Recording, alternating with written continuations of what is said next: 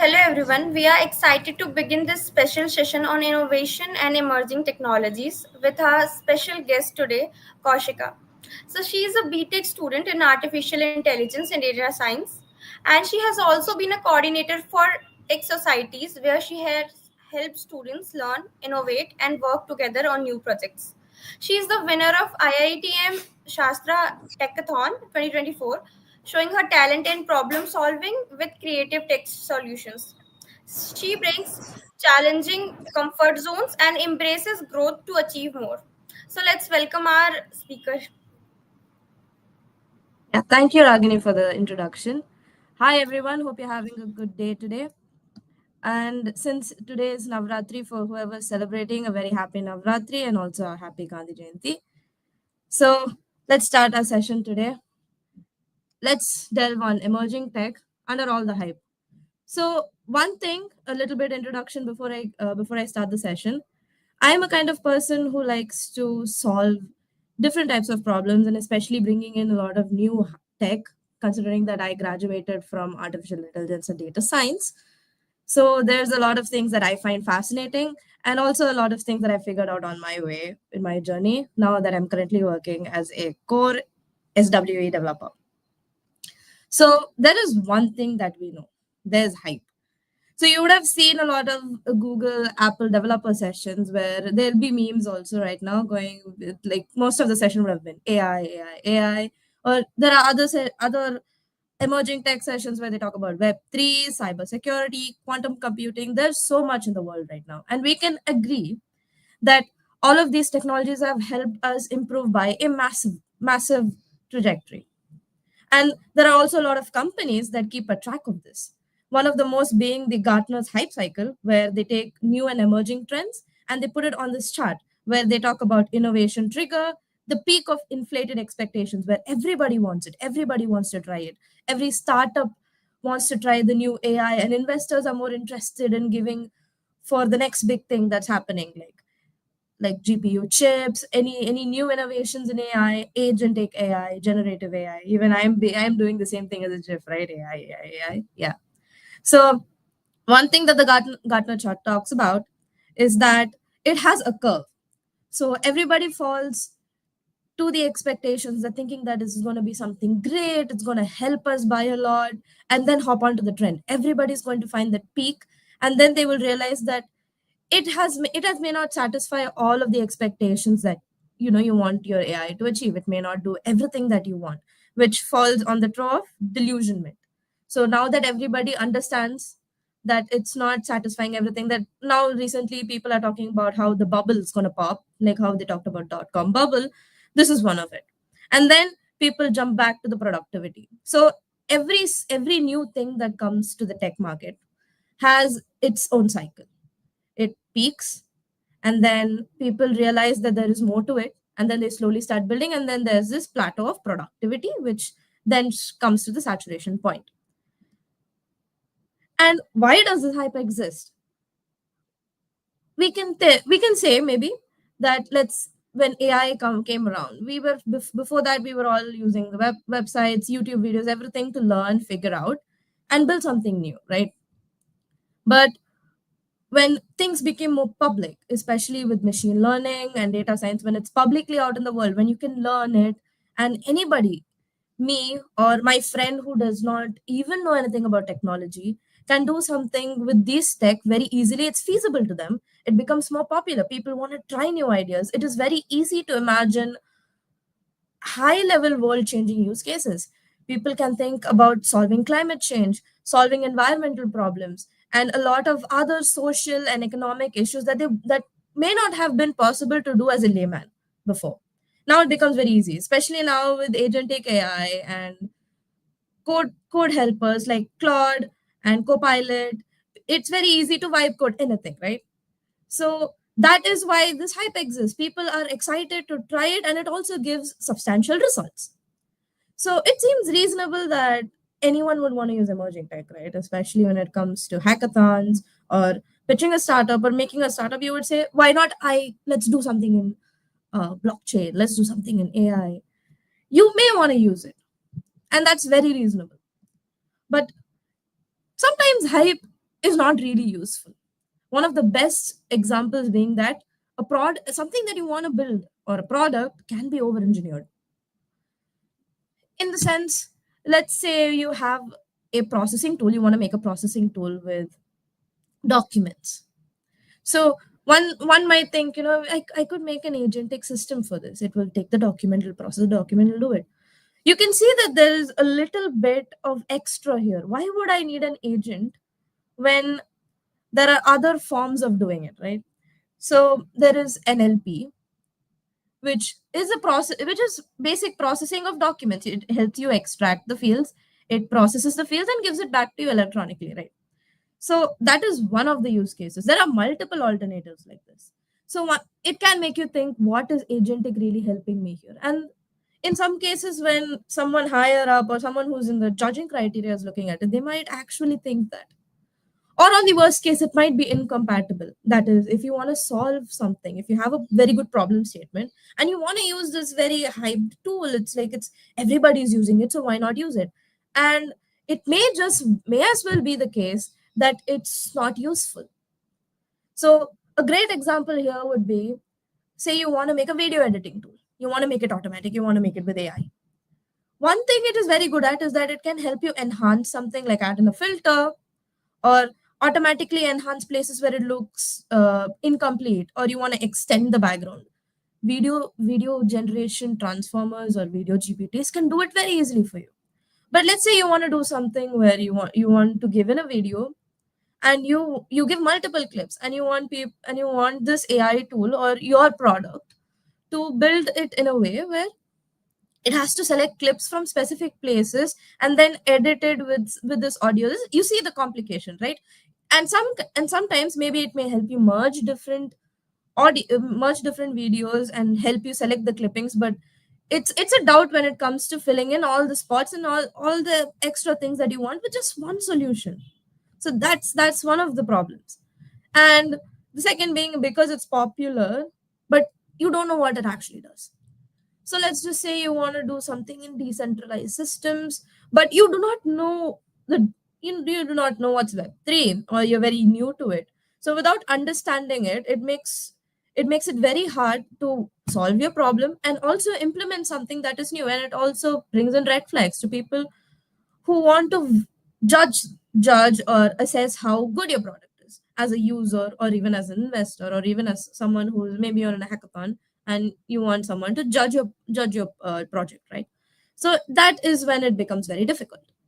And sometimes the problem statement might be just more complicated than you think. In certain cases where you may have thought about a tool that helps you do multiple stuff together, maybe like a to-do list, but it helps you with reminder systems, all of that, but you may miss out a lot of extra problems, right? Like edge cases where you might consider, what if people, can ignore their devices the whole day, what then? So there are a lot of places where it's an out of scope or in scope, or there's a lot of places where you can consider either bringing in something new or helping your unique point emphasize a bit more. So in certain cases, the problem statement might not be as clear as you think, where this emerging tech can actually help you.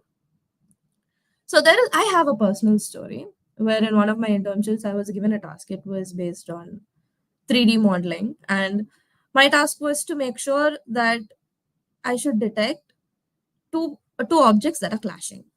So I thought, why not it's an image. So I thought, why not I'll give this to an image transformer, and it may do the things fast for me. So when I tried to test it, it came with multiple errors. So one time the image quality was very high, which cannot be reduced. And one thing about image transformers is that it has to be of a certain quality, like certain quality. More than that, 1080 pixels, all of that is not it's not processable as an input data for your image transformers.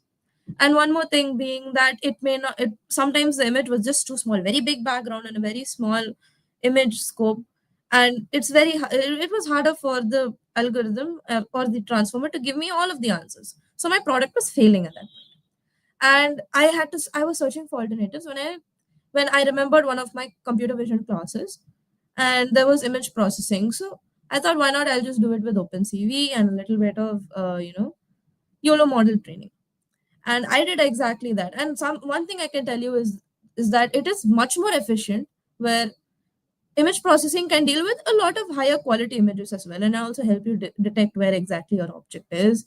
And sometimes there are other models in classification, object classification, like segmentation, image classification, box classification. There's so much, right?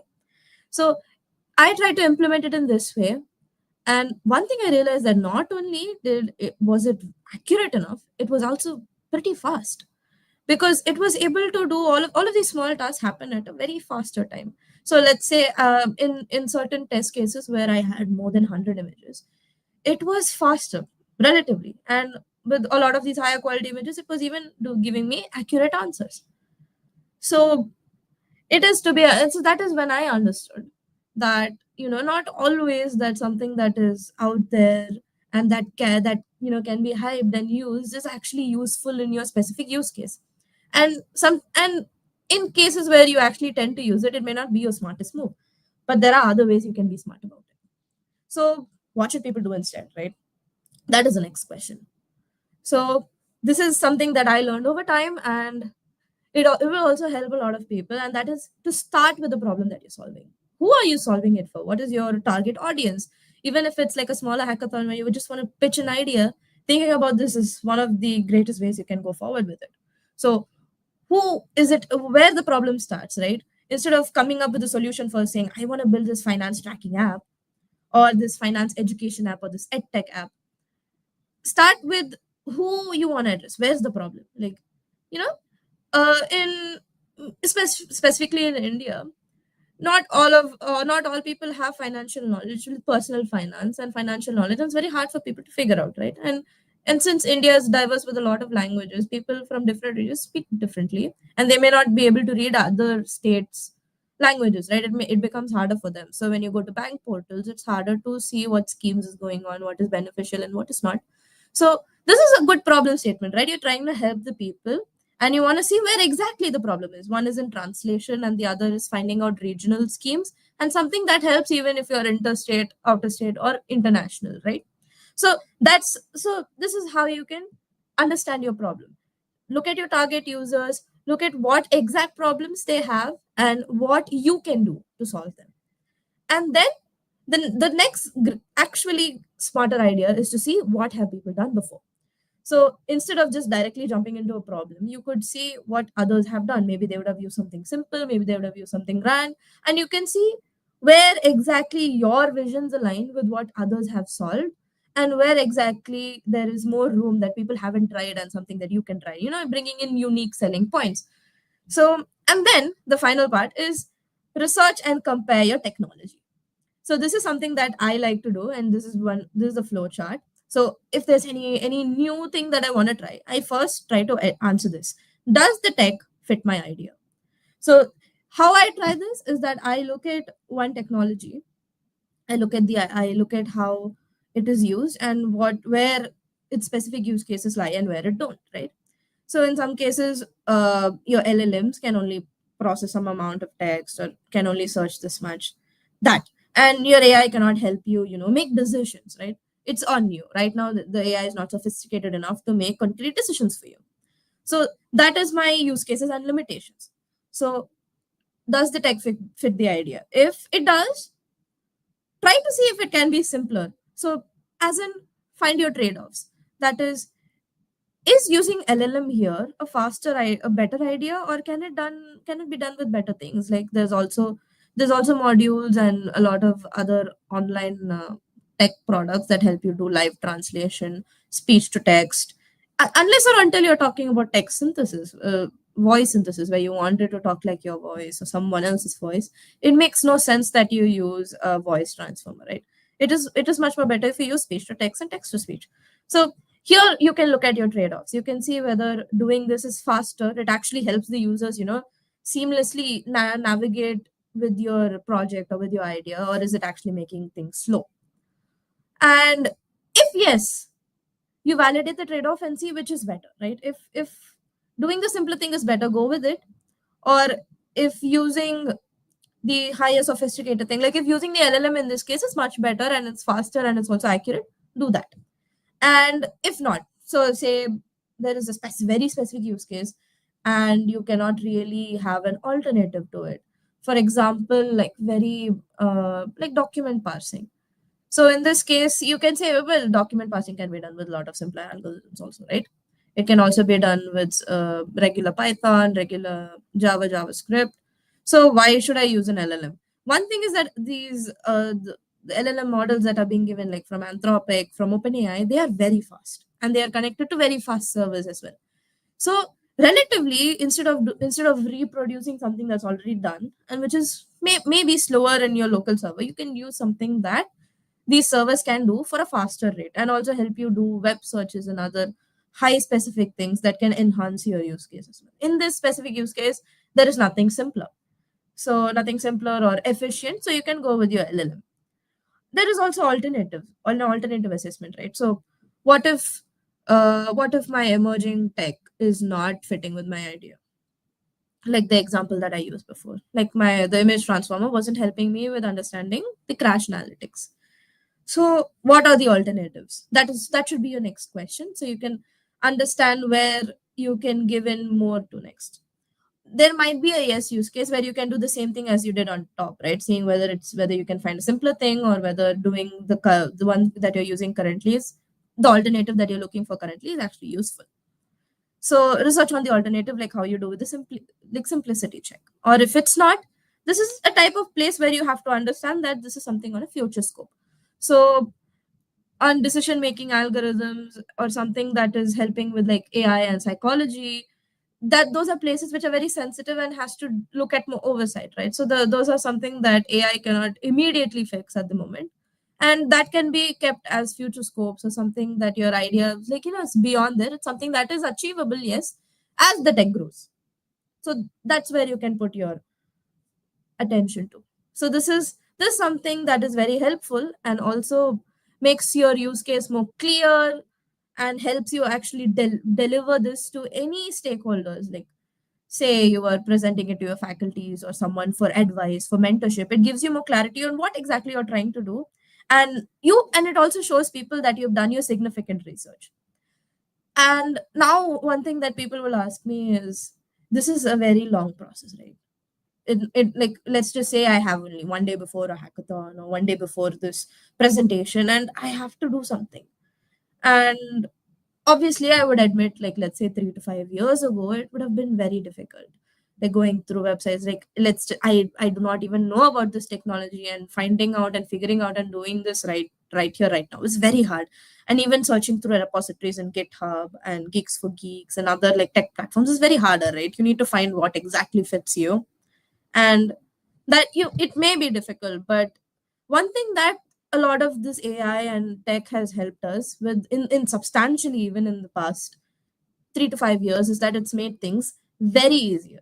LLMs can be of real help in this place, where it can be a faster search assistant. It can also be a very quick and easy way to do crash coursing, or just enough to know where exactly you can apply your tech, right? You don't have to know everything. You don't have to be an expert in the subject right now, and you don't have to run and scour for mentors at the last moment, if in case, like, where you're going does not have a mentorship. So you can use LLMs right now. It's become easier and it's also become more sophisticated. It can do deep research. It can search places for you. So instead of going through GitHub and surfing on and on and on, you can exactly cite what you need. You can mention the LLM on a very well structured prompt saying, hey, this is my use case and this is exactly what I want to solve. Can you look into the following sites? So you can even mention what specific sites you want to see from. You can even ask for like specific YouTube tutorials or info sessions or something that gives exactly what you want to hear, right? You can even give the link of the documentation. Let's say it's not a like ChatGPT also is not updated. Claude is also not very updated with real time. So what we can do is we can also give the link directly, right? You can also use a lot of other search engine tools like Perplexity as well. So there are so many places that you can get help from with LLM. But the key thing is that they are your assistants, they are not you. So this is a mistake that a lot of people do in vibe coding, right? You just give your idea and and hope it runs, and sometimes you may not know how to debug. So one place that fast coding with LLMs do not work is that it's only when you not know the fundamentals, right? So if this in this way your AI can actually help you. You can figure out what you want to do first, especially with the tech stack, and then start building your concept idea faster. And especially in like time bound situations like hackathons, or you have only one day left for your pitch and you have a lot of things to do, you can do all those redundant steps, right? A lot of these functions that you know already how it works, you know the logic and you know the code as well. So instead of sitting and typing it for 1 hour, you can do this with AI. And the trade-off here is that you should understand when it is easier for you to code it and when it's faster for an AI to do it. So let's just say it's a very complicated task, and you know this well, and you know how it works. But if like on one prompt, or the copilot's not able to help you actually solve the problem, so in this case, typing and debugging is more efficient, right? And sometimes the bugs can be difficult. You have to go through multiple files, and doing that might be harder. So in this case is your MCP servers, and then the new agentic AI and agentic copilot helpers can actually help for you. So it makes it easier to build a functional product, not the actual product, because when it's like a small functional level and display level, like these help you by a lot. But when it comes to like actual product development, a lot of human oversight and human implementation is important, and that should be kept in mind. So in a hackathon situation, how can building your problem statement faster and also help using AI can help you. So now that you have a focus on your clarity and you have something that can build your execution faster, it makes you faster. You can actually manage your limited time. Like let's say you have only 24 hours, you can manage your 24 hours to make it better. In some cases where a lot of people in hackathons, even including me, we have this problem, right? We focus so much on the product that we don't care about presenting it. So in this case is when something can make it faster for you, you can focus on making the presentations, even have AI or other intelligence systems, like citing and all of that faster for you with these LLMs, right? And then it gives you the working demo. So having so much of clarity, execution, and presentation, if you have everything sorted right, you can show the working demo, you can actually pitch your product well, and also make it understandable to the to whoever's viewing it, to show that you have done the work, instead of something that's like very flashy, saying like agentic AI LLM is this system, that system, or using all the buzzwords, but you don't have a prototype, you don't have something to show. So another personal story that I would like to highlight here is that one time I went to a hackathon for Women's Day, and this is when I was in my second year and third year. This is during my early, like late second year and third year. And I wanted to do a mobile app for women's safety, but I do not know the understanding of frameworks like React Native and Expo and what they can do and they cannot. So one thing I understood later on is that when you use mobile apps, you cannot host them like you do websites, right? So I could not do the demo properly, since I cannot show the phone to a judge panel that is sitting way too far away. So I had to resort to showing the Figma file, the Figma wireframe file. So this is something that I understood. Even so, I did not get any significant prize that day, even after having a good problem statement, and even with like tough competition, the score wasn't that great, because I could not show them a working demo, and that is very reasonable. So with having the right execution and the right clarity and understanding your time management actually significantly helps you win in places that you need winning, right? And actually a lot of people who are evaluating love when the problem solutions fit what they have to do. So do you really think that people are looking into your code? No, actually, right? And it's always an assumption that people, when we talk about AI, people think about LLMs, transformers, agentic. Yes, they are all AI, but AI is like a big wing of things, right? It includes machine learning, it includes reinforcement learning, it includes deep learning, data science, NLP. There's so much to it. There's even neural networks, and so we understand that AI is a in like tech world. You understand that AI is a vast field, and a lot of people have um, have understanding on certain aspects. And so these evaluating people, do they some in certain cases where they know that where they are from technological background, yes they do, so they will ask more questions about it. And in certain cases where they're not going to, especially when they're just looking at your product, right, at the end of the day they just want to see if the output, the result. And in this case, they're not going to really look into your code, or they're not going to they're not going to automatically assume that your AI is a transformer. So even a machine learning system that can seamlessly do the job for you is also a type of intelligent system, right? It's an AI. So you can also do it that way. And when this is framed in such manner, and you know clearly about what your tech is doing, evaluating people love that. They actually seek more for it. And that's something that, it makes it easier in the process and also gives a good foundation.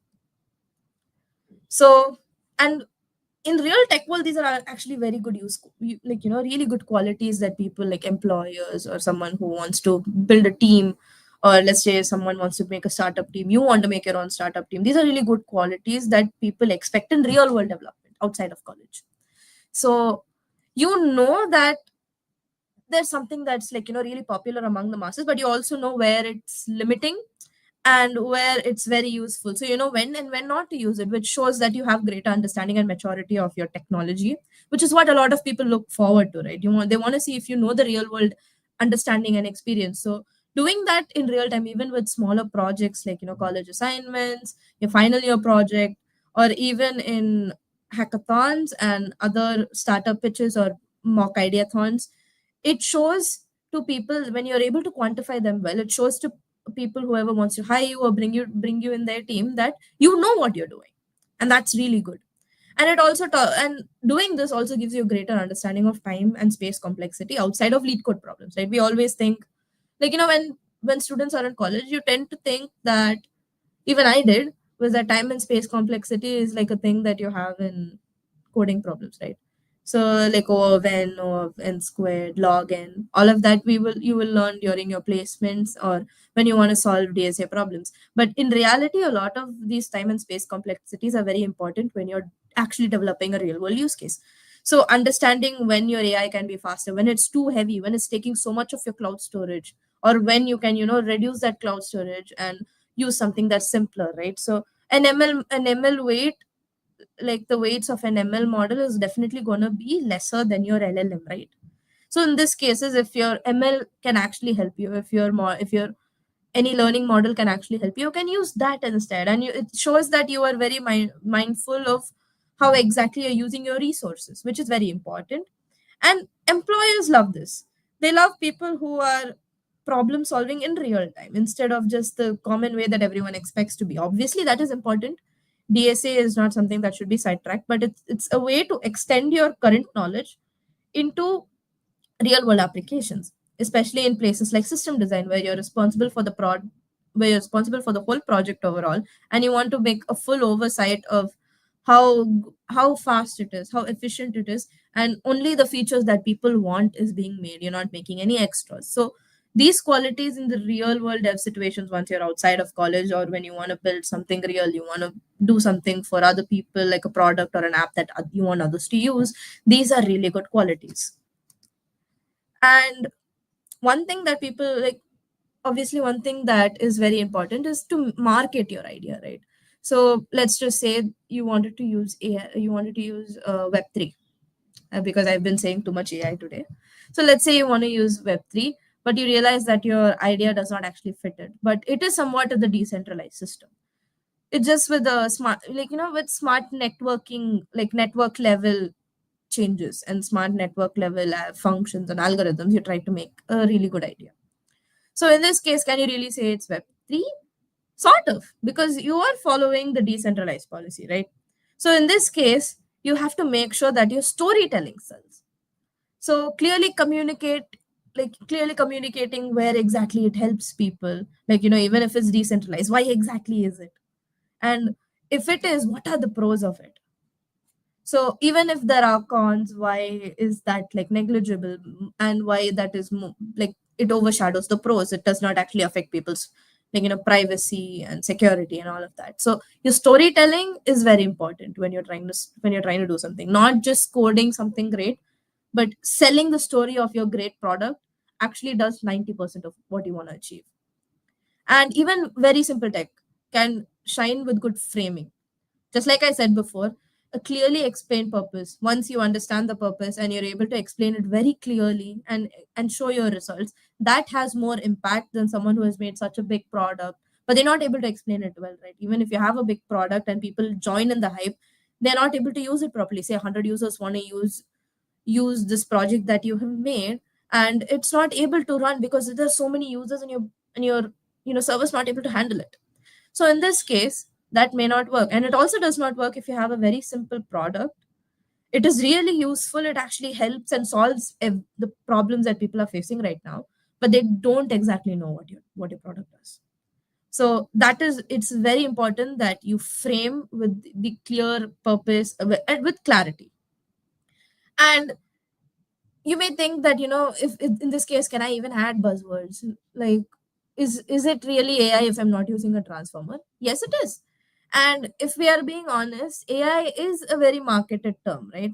A lot of people who are outside of tech, to know what is intelligent or an intelligent system, AI is their keyword.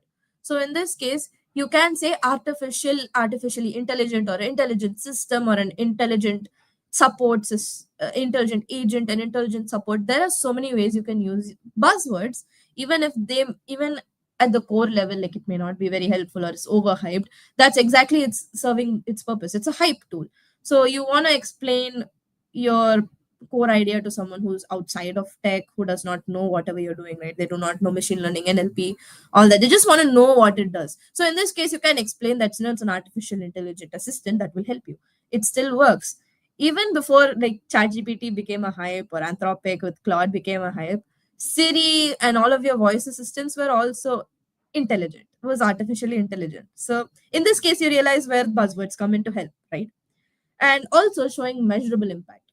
So saying that, you, like how we mentioned before, when you research what other people have done, you can also mention that when you try to deliver your story.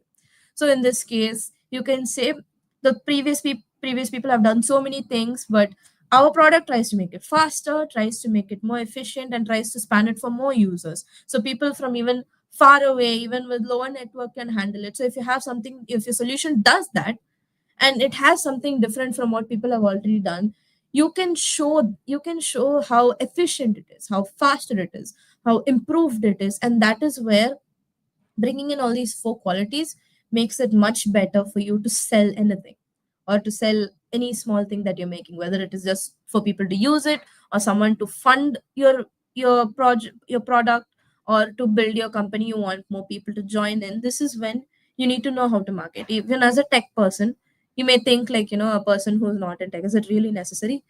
It is, when you're trying to build something and you want others to know about how unique it is, right? So in that case, even as a tech person, marketing your product or your idea makes it 10 times better for you. So the key takeaways could be that obviously everyone is using AI, and Web3, cryptocurrency, crypto stock, like, a lot of these new hype words and trends are there, obviously. And there are people who are who are doing a lot of newer things with this tech stack, right? Making automatic algorithm trading, or decision making systems, agent systems. There are so many out there. Like, even right now, if you search on the internet, you would find so much. But even if there, mindful use wins a lot of respect over time. Yeah. So even if, let's just say, you make something that is a hype worthy tool, it's short lived. Most of these hype worthy tools are short lived at best. Only with the right marketing, they do exist for a longer time. And even if that's the case, they have to keep on improving it. They're not going to just stick for this one idea that was, like, made as hype tool, right? And that's that. But with something that is made simpler and actually helps people in what exactly they want, that sells to a longer audience, even with smaller marketing tactics. And if a great project solves actual real life problems, right? We may talk about, making a lot of automatic systems, like hiring, like, you would have seen people doing, like, dating app type of left swipe, right swipe over resumes and job applications.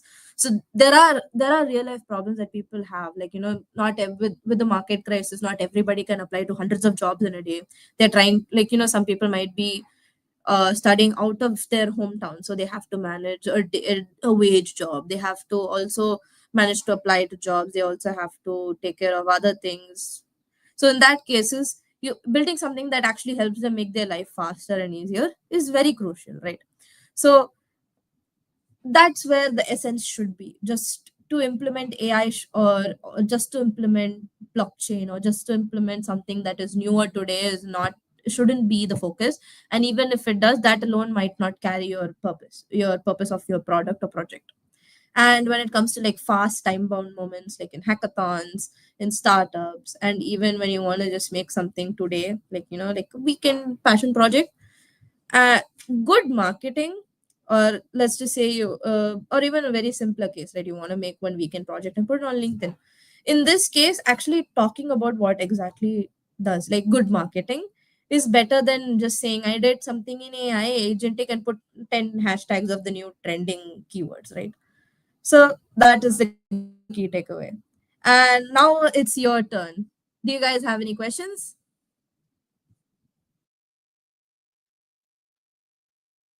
um, I may not be able to view them. So let me just stop sharing my screen. So does anybody have any comments? Yeah, let's move towards the question. Okay, so what is the, according to you, what is the most important technology that the students should focus on, like in today's world, like if they are going for a hackathon or building any real world projects? So one thing I would say is that there is, obviously, right now with the trend, everyone wants to use AI, right? Everyone wants to try something new with it, and it is one thing to admit that there is a lot of uncharted territory with trying new systems as well. There is a lot of projects and use cases that have not seen how, like, machine learning or AI can help really, but that is a very feasible part of the process. One thing that a lot of hackathon participants oversee is the lack of cyber security, and I think even a lot of AI startups, especially when they want to build fast or vibe code, or they're not from technological background, they kind of miss this portion. So even right now, like, one of the emerging tech trends happens to be AI prompt injection. Actually, Yeah. there's even Discord servers, and if anyone knows this YouTuber, there's this fantastic YouTuber called Network Chuck. He talks about networking principles and a lot of um, like network level things. And he also made a recent video, I think around a month ago, about prompt injection, literally, where people have made Discord servers to learn how to prompt inject. That's how hyped it is. So when you're trying to build something new, especially with a lot of these very, very fresh tech, people should understand that is also very vulnerable. So if even to be honest, I may not expect, nobody would expect to make something that's very secure in a 24-hour bound hackathon or even 48-hour bound hackathon.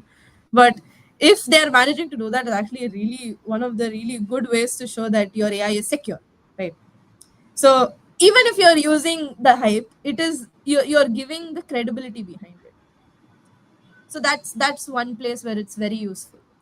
One more is that, like, when you're in startup environment, giving users the assurance that your data is safe. Like, obviously piracy may be a concern, like piracy and data selling may be a concern for every user that's trying to join into any app, right? That will always stay. But instead of giving them the extra fear that their credentials can literally roam around anywhere on the internet, is not a good thing.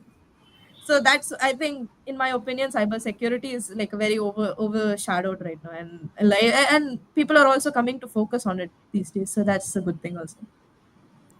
Yeah. Yeah. Okay, so like, what is your favorite emerging technology that you love to use? For me, I think I am. It's kind of old. Maybe some people might think it's old school, but I prefer NLP a lot more, because even with fast processing, the one thing that NLP does is it's semantic. It tries to understand what what you're trying to, the sentiment behind words, or why exactly a word is used, right? It's like taking your dictionary and turning it into just like a fast machine learning system instead of you having to search and figure out why people talk that way, right? So, and one thing people don't think about is that most transformers or whatever the foundation of LLM is mostly based off of NLP systems.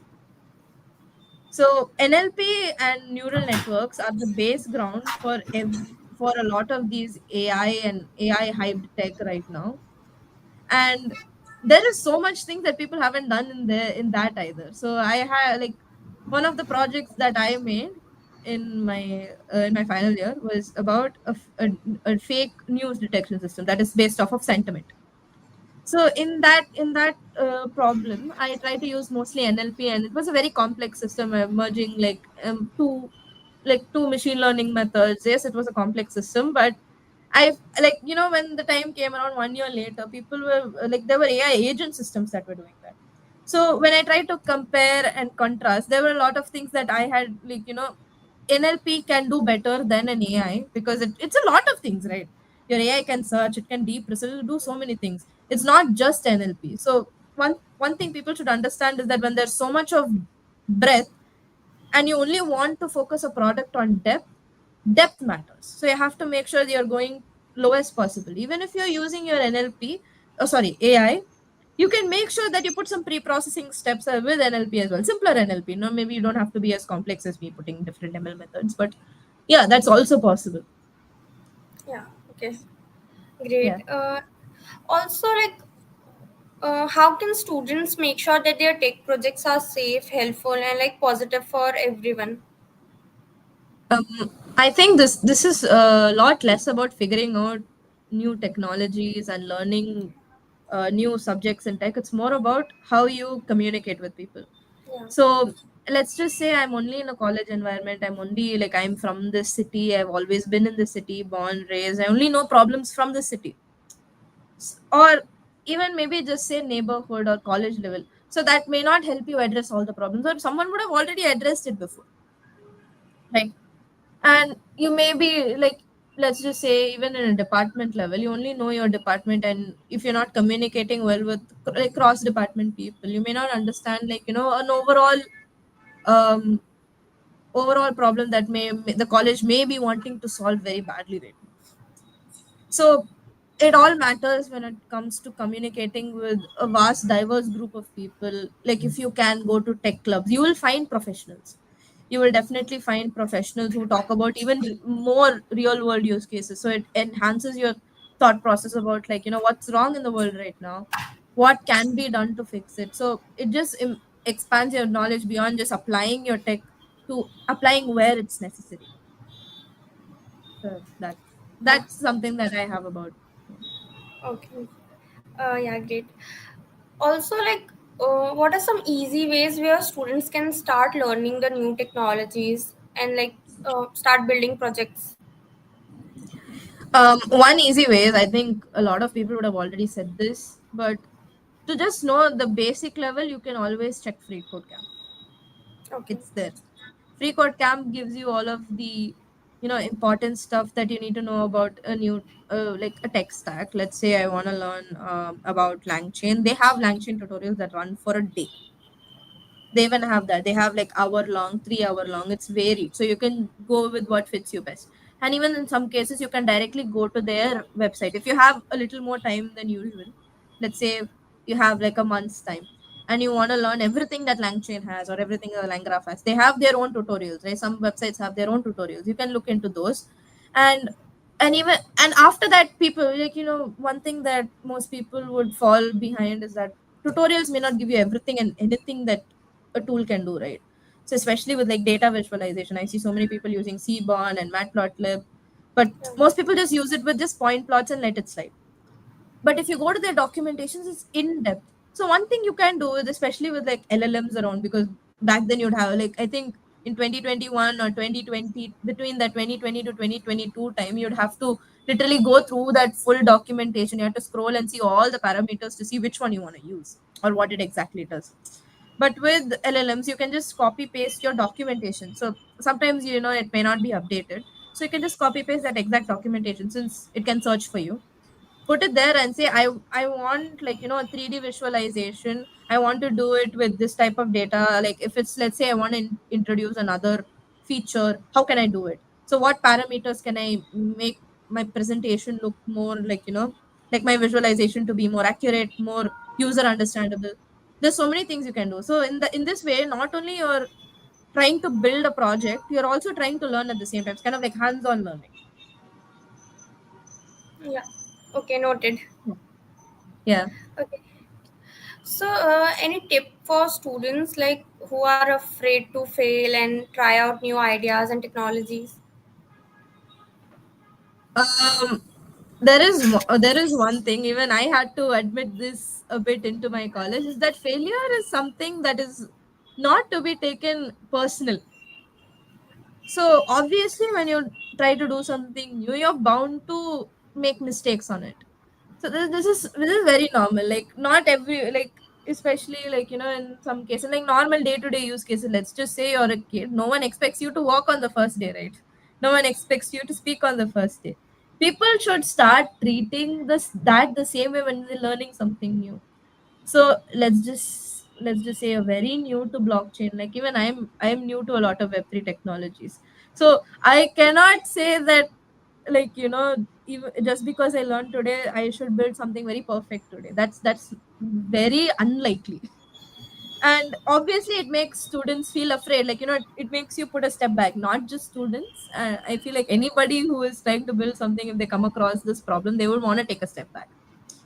In this case, I think it's better to reflect on why exactly that's happening, and try to better improve yourself. Obviously it may not happen in the first day, but being gentle to yourself and saying that, it's okay, I only know this much, I don't know beyond this. So my goal next is to go and figure out what is beyond me. Yeah. So that is, I think, that is something that students, if they do learn early on, it helps them by a lot when they join to tech, like actual workforce, or even if they want to build something, right? Because people out there know more than you. That's something you should always understand. There'll always be someone who is better than you. And, like, when you're in an environment where even a student, even a fresher can exist, even a senior member can exist, it may become scary for, like, very new people in tech. So if you know this as if you know this as a student, and you know that this is all I know, and the better thing for me is to expand my knowledge, that is something that people value by a lot. Yeah. Okay. Yeah. Thank you, Kaushika, for sharing your experience and thoughts on innovation and emerging technologies. Yeah, thank you for Yes. inspiring us. Yeah, also let's make sure that we adapt your inspiration and move forward so that we can make our own ideas and project. Thank you so much for joining us. Yes. Thank you so much. Also, thank you, Girls Leading Tech, for inviting me. It was a really good initiative taken by the community, and also it's been a long-standing motivation for me to try and do something for college students. So it was a good experience for me today, and I hope it all of the information that I gave today was useful for everyone who's viewing it. So yeah, thank you for the session today. I hope you have a great day, guys, and happy celebration season as well. Yeah, thank you, everyone.